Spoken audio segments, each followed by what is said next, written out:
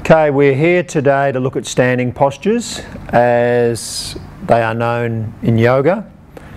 I'm going to take you through these postures from the point of view of the deep system. So we're looking really at dynamic neuromuscular stability and plugging that into the yoga postures. Now, yoga historically is really a product of a 2nd century sage called Patanjali. And not unlike the Buddha's Eightfold Path, Patanjali came up with an eightfold path called yoga, and the term yoga from a Sanskrit or in the Indian perspective means union, or to yoke, or to join. And so the physical postures are stage 3 of an eightfold path. And so often in the West we talk about yoga or yoga for sport. And really what we mean is the postures. We should use the postures because they're wonderful. They challenge all the right aspects of our function, and that's certainly how we're looking at using them today. I'm going to show you the simplest way that I know how to go in and out of the postures. There are obviously far more sophisticated ways to do this. We're looking today at the simplest way with a real emphasis on deep system stability. So I'm here with Jordan again, and the first posture we're going to look at is known as triangle. So Jordan, if you set up your right foot, mate, so the toes are turned in about 10 degrees. Now the reason we do this is when we step out, if the foot was parallel, so just parallel your foot, when you went to press back there'd be nothing to press against, so by just turning the toes in we create a situation where when we push to the outside of the foot we can push back, and it will also determine, you will see how we use the back leg into the trunk in relation to the intelligence of this posture. So Jordan, stepping out with the left leg, and what we're lining up here, folks, is like the line of the foot, centre of the heel, and that comes into the middle of this arch. And that's all very important because the feet are incredibly important in the postures as a foundation. As always, we're interested in the 1st and 5th metatarsal heads being a frame of reference, and then the centre of the heel. And so Jordan's doing that all quite well. And then that the knee wants to rotate outwards, or the femur wants to rotate outwards, so the knee's on the top, and once again lining up.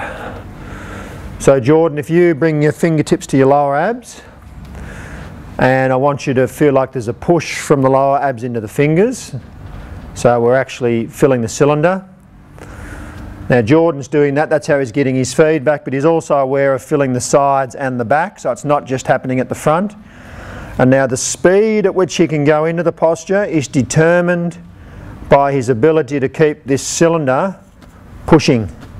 So the cylinder's providing a global informational push via the widening effect, and that's going to really heighten Jordan's sense of the pelvic floor.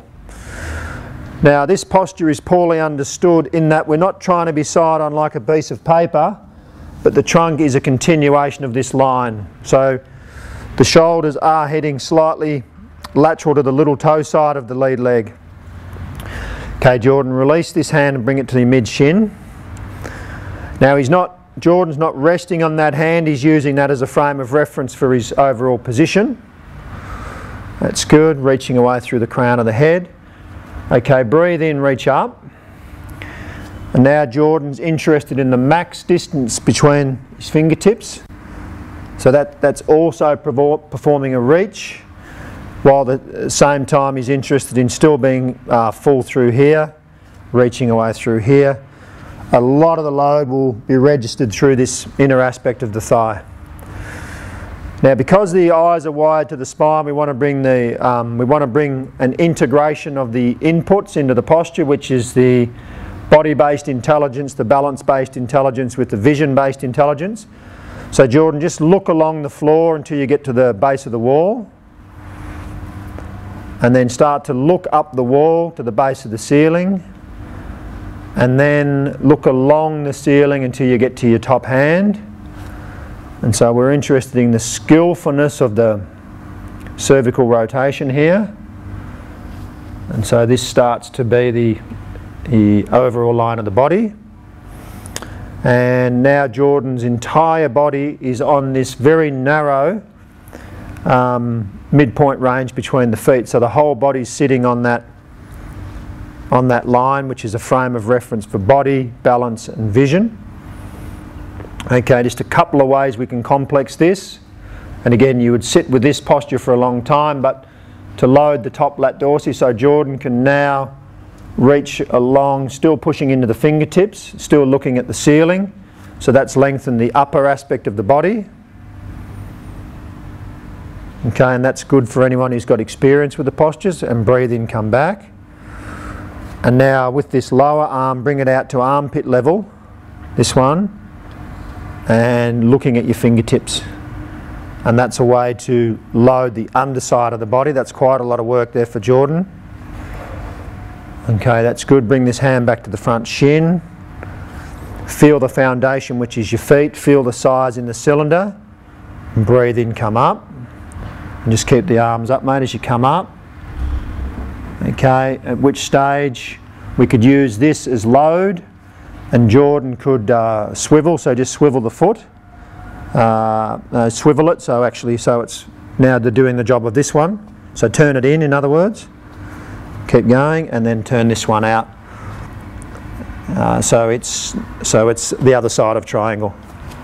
So lengthen through the foot. So that would be a way to go into the other side continuously. Okay. And breathe in, arms down and rest. So that's looking at what's important in just one side of the triangle pose. So that's obviously mirrored now if we were to do the other side. So the triangle pose is going to predominantly load the frontal plane. We don't get much movement in that plane, and wonderful from an injury prevention point of view. And the triangle pose in conjunction with the other standing postures play an important part in going from the idea of I'm going to stretch for injury prevention to understanding the true basis of lengthening in the field of gravity with stability, and then challenging that using the postures.